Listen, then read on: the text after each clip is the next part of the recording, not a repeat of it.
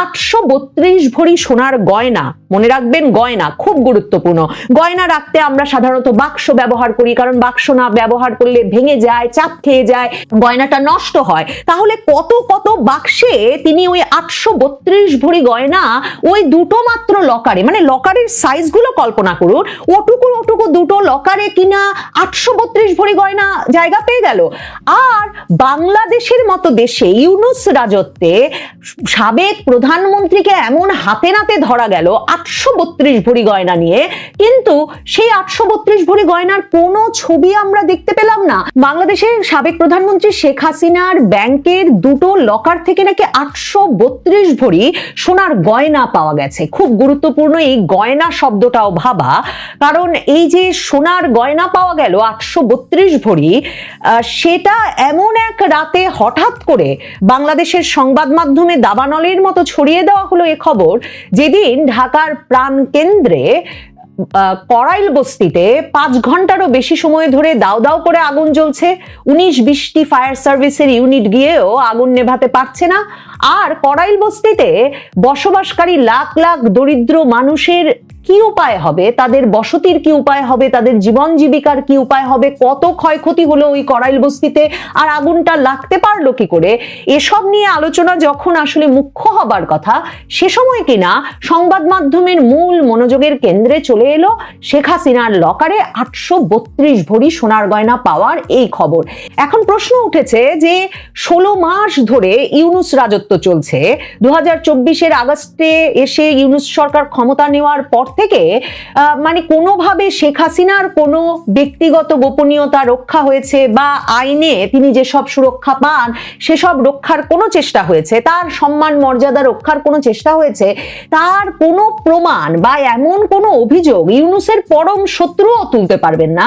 এবং যেখানে ইউনূস রাজত্বে অবাধে, মানে শেখ হাসিনা শেখ রেহানার দান করে দেওয়া 32 নম্বরের বাড়ি থেকে শেখ হাসিনার মানে স্বামীর বাড়ি, শেখ হাসিনার বিবাহ সূত্রের বাড়ি, সুধা সদন লুটপাট হয়েছে, ভাঙচুর হয়েছে, আগুন দেওয়া হয়েছে। শেখ হাসিনাদের গাজীপুরে তাদের বাপের আমলে পাওয়া যে জমি, সেই জমির ওপর তোলা যে ভবন, সেটার ছবি এমন ভাবে পত্রপত্রিকায় কথায় কথায় ছাপা হচ্ছে যে মনে হতেই পারে যে শেখ হাসিনাদের মাথার উপরে ছাদও ছিল না শেখ হাসিনা এবং আওয়ামী লীগ ক্ষমতায় আসার আগ পর্যন্ত। এহেন দেশে কি করে শেখ হাসিনার লকারে 832 ভরি সোনার গয়না এতদিন অনাবিষ্কৃত থাকলো, সেই প্রশ্নটা আসলে যে কোনো যুক্তিবাদী বুদ্ধিমান, মানে মাথায় ঘটে কিছু মাত্র ঘিলু আছে সেই ব্যক্তির নিশ্চয়ই উঠবে। মানে প্রশ্ন তুলতেই হবে যে ইউনূস সরকার এত অদক্ষ, এত অকর্মণ্য কি করে হলো যে শেখ হাসিনার লকারে, মানে কোনো গোপন গর্তে নয়, যে মানে মনে আছে আপনাদের 32 নম্বর বাড়ির নিচে নাকি হাড্ডিগুড্ডি পাওয়া যাবে, ওখানেও নাকি আয়না ঘর আছে। তো বিপ্লবী তরুণেরা তো মানে দিনের পর দিন রাতের পর রাত ওসবও খুঁড়েছেন এবং খুঁড়ে হাড্ডিগুড্ডি বের করার চেষ্টা করেছেন, এবং সামাজিক যোগাযোগ মাধ্যমে একদল সেরকম একটা উদ্ভট কল্পনার কথাও বিশ্বাস করে নজর রেখেছে যে কখন হাড্ডি বেরিয়ে আসে মানুষের 32 নম্বরের নিচ থেকে। তো এহেন করিতকর্মা সমাজে এমন ইউনূস রাজত্বে কি করে শেখ হাসিনার দুটো ব্যাংকে রাখা লকারে এত এত শত শত ভরির সোনার গয়না এগুলো কি করে পড়ে থাকতে পারলো? আর কেনই বা এমন দিনে, যেদিন কিনা করাইল বস্তিতে আগুন লেগেছে এবং সামাজিক যোগাযোগ মাধ্যমে এমন খবরও ছড়িয়ে পড়ছিল যে ওই করাইল বস্তিও নাকি, মানে যেভাবে আর কি বাংলাদেশ জুড়ে বন্দর টন্দর দিয়ে দেওয়া হচ্ছে, ইউনূস নিজের সম্পদ মনে করে এক এক দেশের এক এক কোম্পানিকে ডেকে যেভাবে দিয়ে দিচ্ছেন, এমন কথা শুনছিলাম যে মহাখালীর ওই বিরাট এলাকা নাকি একটা হাইটেক কোম্পানিকে বিনিয়োগের জন্য বিদেশি বিনিয়োগ নাকি একদম অপেক্ষা করছে, সে বিষয়েও নাকি ইউনূস আর তার পারিষদবর্গের ভেতরে একটা আলোচনা চলছে, সেজন্য নাকি আগুন ধরিয়ে দেওয়া হয়েছে। মানে সামাজিক যোগাযোগ মাধ্যমে যখন এরকম ইন্টারেস্টিং নানা খবর বেরিয়ে আসছিল, তখনই কিনা এই সোনার গয়নার স্তূপ আবিষ্কৃত হলো। আচ্ছা, আসলেই কি স্তূপ?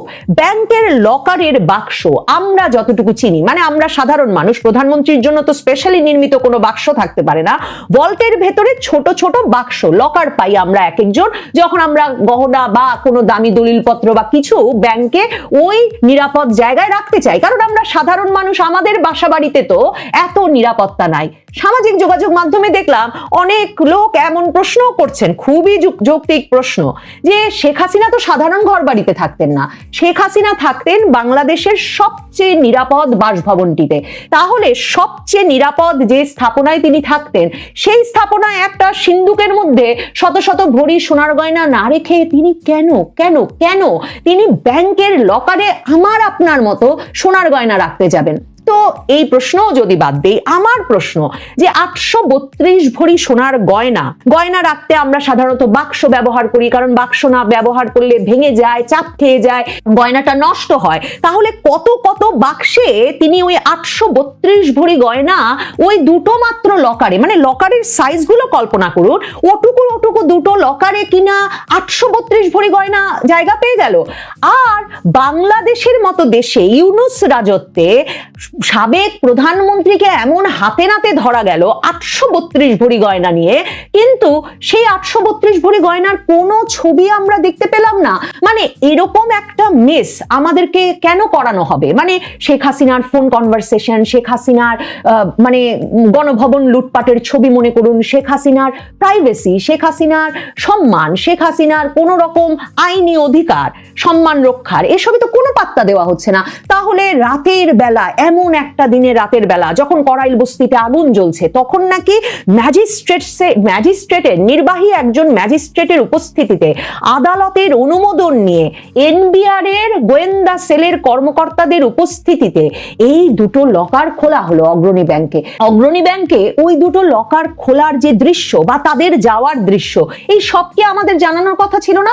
মনে করে দেখেন তো, সেপ্টেম্বর মাসে যখন জব্দ করা হলো শেখ হাসিনার অগ্রণী ব্যাংক আর পূবালী ব্যাংকের হিসাব, এবং সেই হিসাব জব্দের খবরটা কত বড় করে এসেছিল মনে আছে? হিসাব জব্দের খবর এমন বড় করে এসে সংবাদ মাধ্যমে এভাবে লেখা হতে থাকলো যে রীতিমতো আমরা একটা উৎকণ্ঠা তো বলবো না, উত্তেজনা এবং উৎকণ্ঠা এবং আগ্রহ নিয়ে অপেক্ষা করতে থাকলাম যে শেখ হাসিনার, মানে যিনি নাকি, যার সরকারের আমলে নাকি $234 বিলিয়ন শুধু পাচারি হয়ে গেছে। যদিও এখন পর্যন্ত দেবপ্রিয় ভট্টাচার্যরা হিসাব মিলায় বলতে পারেন নাই যে যদি $234 বিলিয়ন পাচারি হয়ে যায় তাহলে উন্নয়ন কাজ হলো কি করে, দেশ চললো কি করে, $234 বিলিয়ন পাচার করে দেওয়ার মতো অর্থনীতি বাংলাদেশ কিনা। আমরা যখন অধীর হয়ে অপেক্ষা করছি, তখন বের হলো সেপ্টেম্বরে ওই ব্যাংক হিসাব জব্দ করার পর যে 44 লাখ টাকা এক হিসাবে পাওয়া গেছে, আরেক হিসাবে 12 লাখ টাকা পাওয়া গেছে। তো এই তো পেলো এখন পর্যন্ত মানে ইউনূস সরকার শেখ হাসিনার আয় রোজগার সঞ্চয় তন্ন তন্ন করে খুঁজে। কি অবাক ব্যাপার, তখনও আমরা জানতে পারলাম না যে তারা লকার জব্দ করেছে এবং জানতে পারলাম না যে লকারে কি পেয়েছে। মানে তখনও বলা হলো যে দুটো লকার জব্দ হয়েছে, কিন্তু সেই সেপ্টেম্বর থেকে লকার জব্দের পর থেকে নাকি এখন এই নভেম্বর মাস পেরিয়ে যাচ্ছে, ইউনূস সরকার এতদিন ধরে নাকি আদালতের অনুমোদন, নির্বাহী ম্যাজিস্ট্রেটের উপস্থিতি, জাতীয় রাজস্ব বোর্ডের গোয়েন্দার উপস্থিতি কিচ্ছু নিশ্চিত করতে পারেনি, যার মাধ্যমে তারা ওই দুটো লকার খুলতে পারতো। লকারের আরেকটা বিষয় আমি কিছুতেই হিসাব মিলাতে পারছি না। মানে আপনারা যারা লকার ব্যবহার করেছেন ব্যাংকের, তারা তো জানেন যে ব্যাংকের ওই যে বলছিলাম একটা বড় ভল্টে ছোট ছোট লকার হচ্ছে ছোট ছোট বাক্স। তো আমাদের ওই ব্যক্তিগত লকার খুলতে হলে ব্যাংকের চাবির সঙ্গে গ্রাহকের চাবির প্রয়োজন হয়। তাহলে ভাবেন কত বড় একটা যজ্ঞ যে এখন তো গ্রাহকের চাবি নাই, শেখ হাসিনার চাবিটা তো আর ব্যাংকের কাছেও নাই, এই রাজস্ব বোর্ডের কাছেও নাই। তাহলে তারা যে ওই লকারটা খুললেন, কি প্রক্রিয়ায় খুললেন? মানে এই পুরো বিষয়টা একটা মিডিয়ায় জানান দিতে যাওয়ার কথা ছিল না? এবং শেখ হাসিনা কেন এত ঝামেলা করে, মানে আমার মাথায় বারবার ওই কথাটা আসে, এত ঝামেলা করে কিভাবে তিনি গণভবনে একটা সিন্দুকে না রেখে, যাতে যে কোনো সময় যে কোনো বিপদ আপদে তার হাতের কাছে থাকে এই শত শত ভরি স্বর্ণের গয়না, সেটা না করে তিনি এই ব্যাংকে লকারে পাঠালেন এই এত এত ভরি গয়না? কার মাধ্যমে পাঠাতেন তিনি? এই প্রশ্নগুলো তো আসা খুব স্বাভাবিক। তারপর লকারের মধ্যে খোলা হলো, খুলে এই যে বিরাট স্বর্ণ ভান্ডার বের করা হলো, বের করার পর সেগুলো দেখা হলো যে পরখ করে যে এগুলো আসলেই সোনার গয়না কিনা। তো এই সব কিছু চললো, কিন্তু মিডিয়াকে ডাকলেন না। ইউনূস সরকারের কোনো আচার আচরণে মিডিয়াকে না ডাকার এরকম একটা ঘটনায় কোনো কারণ আছে বলে মনে করেন? মানে এই ছবি, এই ভিডিও প্রকাশ করা হলো না। এর কি কোনো যুক্তিসঙ্গত কারণ থাকতে পারে বলে আপনাদের মনে হয়? এখন স্বর্ণের যে বিরাট মূল্য, সেই মূল্য অনুযায়ী দেখা যাচ্ছে 15 থেকে 17 কোটি টাকা, মানে প্রায় তো 2 লাখ টাকা করে ভরি। তো যদি ধরে নেওয়া হয় যে সবই এর 22 ক্যারেট স্বর্ণ, তাহলেও মানে 2 লাখ টাকার মতো ভরি, 15 থেকে 17 কোটি, এক একজন দেখলাম এক এক হিসাব করেছেন সামাজিক যোগাযোগ মাধ্যমে। 17 কোটি টাকাই যদি ধরে নেই, 17 কোটি টাকা এই স্বর্ণের গয়নার মূল্য। এখন অনেকে আবার অনেক ডেপো, মানে কত রকম সন্দেহবাদী আর কত রকম প্রশ্ন তোলা মানুষ যে সামাজিক যোগাযোগ মাধ্যমে আছেন।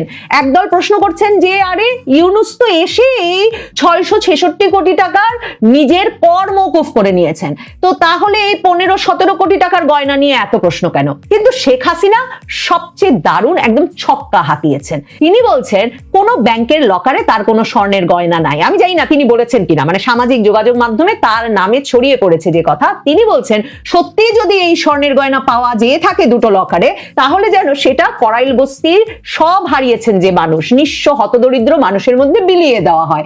এখন মজাটা দেখেন, আমার যেটা প্রথম থেকে প্রশ্ন বলা হচ্ছে স্বর্ণের গয়না, এখন দেখলাম কোনো কোনো পত্রপত্রিকা এমন কথাও লিখছে যে শুধু স্বর্ণের গয়না না, জাতীয় মানে উনার সরকারের কাছে বিভিন্ন দেশ থেকে পাওয়া যেসব উপহার জমা দেওয়ার কথা ছিল সেসব তোষাখানায়, সেসব উপহারও নাকি শেখ হাসিনা জমা না দিয়ে ওই লকারে ঢুকিয়ে রেখেছিলেন। আবার আমার মনে প্রশ্ন আসে যে লকারের সাইজ মনে করেন কিভাবে 832 ভরি গয়না দুটো লকারে বাক্সে বাক্সে স্থান পেল, মানে লকারে তো এভাবে ঢুকিয়ে রাখা যাবে না, কিভাবে স্থান পেল সেটাও দেখালো না সরকার। কিভাবে যে লকারটা খোলার পরে মানে কি ধরনের গয়না শেখ হাসিনার পছন্দ ছিল, কত বছর ধরে, মানে দেখলে কোন সময়কার ডিজাইন এই গয়নাগুলো, মানে শেখ হাসিনার মতো একজনের তো ধরুন সেই মানে 60-এর দশক 70-এর দশক থেকে সঞ্চিত গয়না থাকার কথা, মানে কি ধরনের গয়না প্রতি তিনি আকৃষ্ট ছিলেন। সব আগ্রহ যখন ইউনূস সরকার আমাদের চোখের সামনে তুলে ধরতে পারত, তখন কিনা শেখ হাসিনার গয়নার এত বড় ভান্ডার উদ্ধারের পর সরকার একেবারে চুপচাপ, শুধুমাত্র এই খবর নাম প্রকাশে অনিচ্ছুক জাতীয় রাজস্ব বোর্ড কর্মকর্তা, নাম প্রকাশে অনিচ্ছুক রাজস্ব বোর্ডের গোয়েন্দা সেলের কর্মকর্তা, নাম প্রকাশে অনিচ্ছুক নির্বাহী ম্যাজিস্ট্রেট, যাদের কারো নাম জানা যায় না, এবং তারা প্রত্যেকেই বলছেন যে এবং সূত্র মতে সংবাদ মাধ্যমগুলোকে এই খবর কিনা লিখতে হচ্ছে। মানে যারা এত বড় একটা ঘটনায় উপস্থিত হলেন, মানে এই সরকারের আমলে তো তাদের বিরাট পুরস্কার পাওয়ার কথা যে তারা শেখ হাসিনার স্বর্ণ ভান্ডার উন্মোচন করেছেন জাতির সামনে, অথচ এরা কেউ নাকি নাম প্রকাশে রাজি হচ্ছে না। পত্রপত্রিকায় লেখা খবরে খুব ইন্টারেস্টিং, লক্ষ্য করে দেখবেন যে তাদের সূত্র এসব নাম প্রকাশে অনিচ্ছুক কর্মকর্তারা, আর তাদের সূত্র কিনা প্রধান উপদেষ্টার সিনিয়র সহকারী প্রেস সচিব ফয়েজ আহমেদের ভেরিফাইড ফেসবুক পেজে দেওয়া খবর। তার মানে খবরটা একদম দিন সময় বুঝে প্রেস অফিস থেকে কালকে ছাড়া হয়েছে। আর কোন কর্মকর্তারা যে গিয়ে শেখ হাসিনার ওসব গয়না দেখে এলেন আর উদ্ধার করে এলেন, উদ্ধার করার পর ওই গয়নাগুলো এখন কোথায় আছে, কেন এর ছবি নাই, কেন এর ভিডিও নাই, এসব প্রশ্নের কোনো উত্তর মেলে না। এত অনুসন্ধানের পর ইউনূস সরকারের 16 মাসে শেখ হাসিনার এই সম্পদ বেরিয়েছে, আর ডিসেম্বরে আসছে তার দুর্নীতির বিচার, যেখানে কিনা শেখ হাসিনা, শেখ রেহানা এবং তাদের পুত্রকন্যারা, ব্রিটিশ এমপি টিউলিপ সিদ্দিকী বাদে পুত্রকন্যাদেরকে 10 বিঘা করে জমি পূর্বাচলে বরাদ্দ দেওয়া হয়েছে। এত বড় দুর্নীতির বিচার আসবার আগে সম্ভবত ইউনূস সরকার নানা রকম ব্যাংক হিসাব আর নানা রকম লকার আর ভল থেকে শত শত সোনার গয়না বের করবেন এবং তার মাধ্যমে শেখ হাসিনার দুর্নীতির বিচার জায়েজ করার চেষ্টা করবেন। আশা থাকবে শেখ হাসিনার নামে উদ্ধার করা টাকার বস্তা এবং সোনার গয়নার যে স্তূপ, সেসব আমাদের সামনে দেখানো হবে, আমাদের সামনে প্রদর্শন করা হবে।